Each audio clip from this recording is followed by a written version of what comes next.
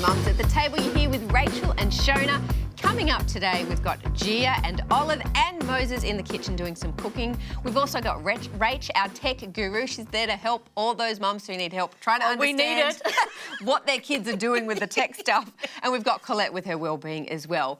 But to start with, I want to talk about a topic that's relevant to, you know, kids at school, how to make homework fun. Because let's face it, the words fun and homework really don't go together well. No, they don't. And for me, homework was always a battle with my eldest child anyway. I've got one who doesn't like homework and one who's very motivated. Yeah. So tell me, how do you get on with your kids with homework? I don't know that I'll succeed in making it fun, but I want to set up some really good habits. I want them to learn to do, you know, the hard work. This is what we do. But I want them to have mostly a balance. And that's my goal in trying to make sure they don't avoid homework. Right. So we do homework, you know, once a week on a Monday. We get through what we can and I sit down with them. Okay, so let's just come back a little bit. Your children are all primary school? Yep, grade 5, grade 3, grade 1. Okay, so some of them have got a lot of homework, some of them have got a little bit of homework. Yep. And my expectations of my older daughter are to sit down and do a bit more, even during the week, as opposed to just on, you know, one day a week.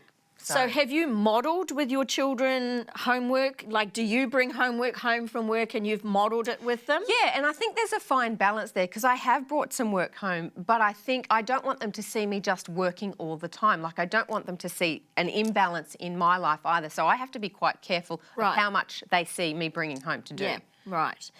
So do you mentor your children or do you manage their homework? Like, do you... both. Yeah? I think there's a bit of both involved. Like, it's a bit of rote learning, really, to start with. We sit down, this is what we do, and remind them it's a revision, you know. That's what we're doing at the end of the day, just to, you know, go through what they've learned at And do you have a nice, quiet place for them to sit? We've got a quiet place. Obviously, the TV's not on. I'm with them. And we actually... So they come home from school, they have a snack, and they have a play first. Let them get out some of that energy. That they might need to after school.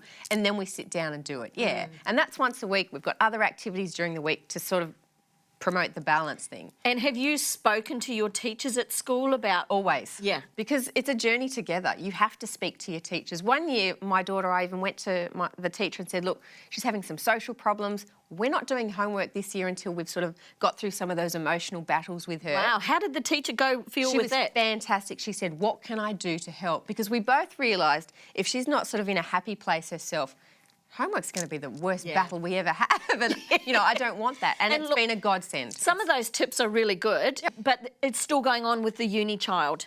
Yeah. He's still doing a lot of those things that were happening there. Some of those habits play out later in life. Look, there's a great article in our magazine on homework and how to make that fun. If you'd like to grab a copy of our magazine, all you've got to do is head to our website and subscribe. I love this next topic. I'm going to be chatting with Colette about... I know as parents, we always think about our kids' happiness and we talk about how important it is. You know, at all costs, I just want my kids to be happy. What should we as parents be looking at? Is it their happiness at the end of the day? I love that you've asked that because I actually start a lot of my parenting seminars saying to parents, what do you want for your child or what is your wish for your child's future adult? And please don't tell me, I just want my child to be happy. I hear it all the time. And then I get parents look at me weirdly. They think, but you're a psychologist. Isn't that your job to make my child happy? Actually, no. Even Martin Seligman, who's the big guru on positive psychology, says positive psychology is about flourishing. And so life is so much more than happiness. One of my favourite quotes is from Ralph Waldo Emerson. And he says, I'm going to read it, the purpose of life is not to be happy. It is to be useful, to be honourable, to be compassionate, to have it make some difference that you have lived and lived well. And isn't it fascinating that when we are compassionate, when we are honourable, when we are useful, we end up happier, even though those are the things we didn't race after in the first place. Yeah, and I think even as Christians, we have a duty to service. And I think some of those traits that you've mentioned are about us being better people to other people. Yeah, and so when I say exactly that to parents about what do you want for your child's future adult, it's really about thinking about your child's character. Okay. What kind of character am I hoping to build in my child? And if we only want our children to be happy, we risk children growing up to be adults that stand over and step on and climb over anything and anyone to get that happiness that they're craving. You mean becoming a lawnmower parent? But also I think it's when we look outward and we look not. It's not that we want our children to be doormats, because that's also dangerous. Yeah. But it's when we look out and we reach out and we serve others and we look out for others, that those are the times our children grow in character. And even in the unfun times, I don't think there's any child that jumps for joy when they have to unpack the dishwasher. I don't jump for joy when I have to unpack the dishwasher. The thing, I think through the hard times we need to grow through it and go through it. Yeah. And so it's so important. I think building that character is more important than just being a happy. But everyone defines that happiness a bit different. Yes. So I like that you've talked about character, resilience, and empathy, and giving and service, I guess, to other people. So as parents, how can we encourage our kids to grow up and want to be have a better character? Well, it's in having them do the things like chores and looking out for other people and putting aside their happiness on that specific Saturday to watch a sister's netball match when they could have gone to the movies. I'm not saying always trample on your child. That's not what I mean. I mean helping our children to realise sometimes other people's happiness matters too, and other people's well-being matters too, and that's when you grow in character. It's in the tough times and the tough decisions that we grow. Thanks so much, Colette, for those tips. And I think even as parents, we can always model these behaviours to our children. Look, there's some great tips on our YouTube Mums at the Table channel, so just keep it locked right here and scroll up for more information. All right, got a tough topic. How tough is too tough? So how do you react when your kids are naughty, either at home or in front of others, you know, out at the shops or whatever? That's a really tough question, and it's digging deep, isn't it? It is digging deep. Yeah. Because it can be really emotional. Because at the end of the day, are you embarrassed by what they're doing? Because let's face it, kids can do some really horrible, shameful, embarrassing things. Yeah. I think in the early days with the boys, it was a lot of an embarrassment. It was a bit of shame because, you know, how it reflected my parenting skills. It is, and I think people look at us and judge us based on what our kids are going through and learning. Yeah, and it took me a while to work out that, you know, the kids will do what they will do, and it isn't that bad. It isn't a reflection so much on my parenting. It's just my kids being kids and letting out their emotions. But for me, it was a really big struggle to not feel embarrassed and to not feel shame and to not take it on board myself and not sweep them up and try and rush them out to the car and hide them away. Yeah. Let's face it, I think I've wanted to do that. Like even recently, we were at a friend's place and one of my daughters commented on how awful the food was that they'd made. And I honestly was so embarrassed. These were beautiful people that I loved, and I felt that reflection on me, and I didn't feel the judgment because they're lovely people. Yep. But I'm like, we've been through this. Where has this come from? And it makes you realise, hang on, I've just put that all on me, but I'm putting that pressure on her. So what part of you made you feel the shame? Was it that she said it? Was it? Yeah. I think because one, it's a reflection on me, because two, it just is, it's so nasty to hear that, you know? And you think, this is not where I've been heading with you. Am I a failure? Like, what have I got to do to turn this around?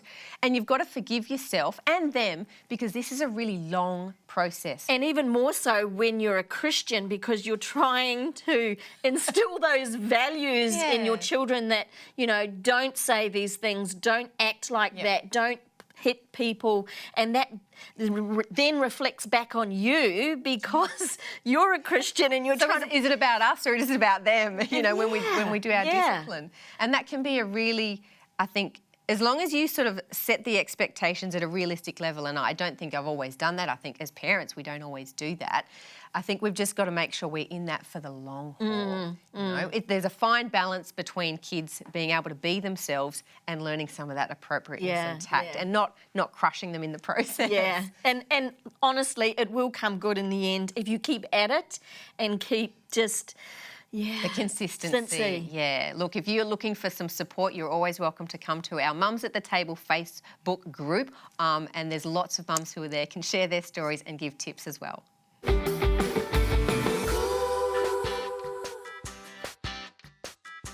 guys, I didn't know you were there. Yeah, I didn't know you were there either.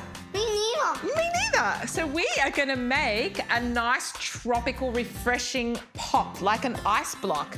And I love making our own ice blocks because the ones you get from the supermarket, I'm finding are so expensive now. So let's make our own today. It's very simple. It's an easy recipe and it looks really cool when people come over and the kids come over and you open them up.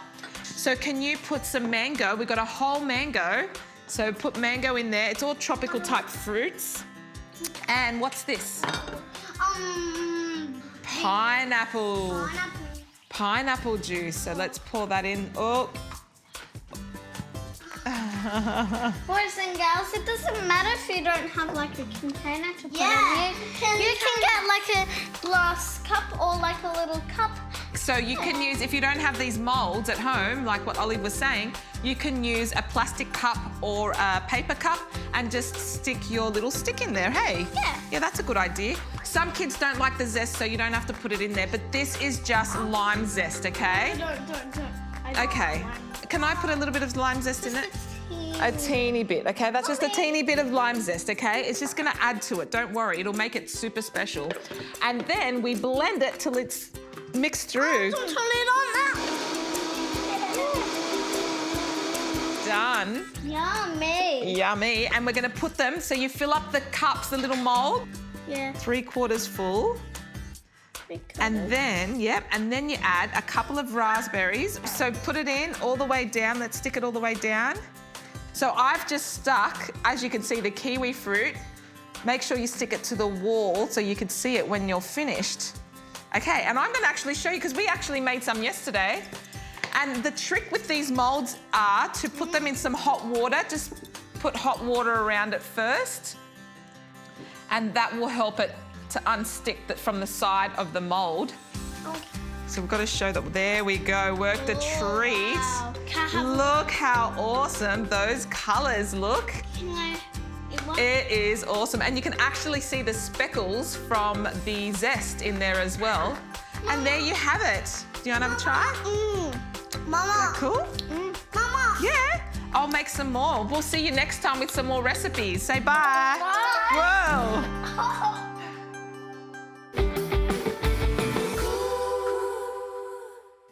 Hey, thanks for joining us for another chat at Mums at the Table. It's so funny. This next topic that we're going to be talking about is high-tech potty training. High-tech potty training.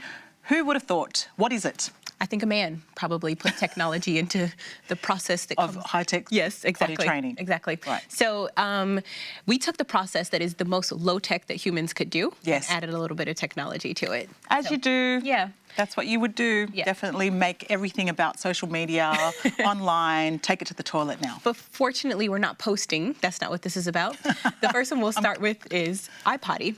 So iPotty is basically this little potty that has a little case for the iPad to sit in there. Of course, it's splash proof, keeping those accidents from happening on the iPad there. But I mean, let's be honest, a lot of adults are taking their phones to the toilet and taking their tablets to the toilet. So it's just allowing the kids to get on the potty and to be able to relax and to make the potty a fun place for them so they can stay there long enough to be able to do what they have to do. The whole process of toilet training is definitely daunting. So I can understand, I guess some parents are just finding ways to make it easier for them to learn how to go to the toilet and be comfortable in this new step. I guess it's kind of scary. But you have 4 girls and 3 of them are potty trained. Did you add any tech to the process? No, there was definitely no high tech. It was all low tech. It was straight, girl, we need to get to the toilet. It's time. It is definitely time. We can't be changing nappies now. Your legs are too long and it's awkward. Yeah. So yeah, I'll have to get some, I was old school. I'll have to get some tips from you after the show. A little bit of discipline, a little bit of screaming, a little bit of rant. Yeah, because it can be a really frustrating time, So I guess this whole iPotty idea is getting the kids there.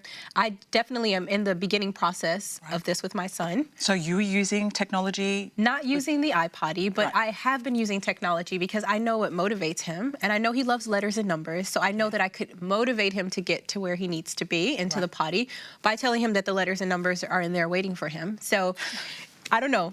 And it just keeps him there longer. Yeah, and I think it helps him to, have fun in the potty, make it not a, place that he doesn't want to return to again. But I know online as well, they also have like toilet training cartoons that the kids can watch and learn how to use the toilet, and they're toilet-friendly, kid-friendly. So Daniel Tiger has one in particular. Right. And basically helping them to understand the signs of when it's time to go to the potty. Yes. And I know that there are songs that will play for the length of time the kid needs to stay there, because that's one of the big problems is they won't sit on the potty for the length of time that they need to be there. Yeah. So it just encourages them to stay there as well. So yeah. there are lots of little different tips and tricks that are out there to help parents through this process. Yeah, I guess, and it's one thing, as parents, we're just trying to do what works best. So I know Colette, who's our resident psychologist, she actually said to me that you do what works for each child.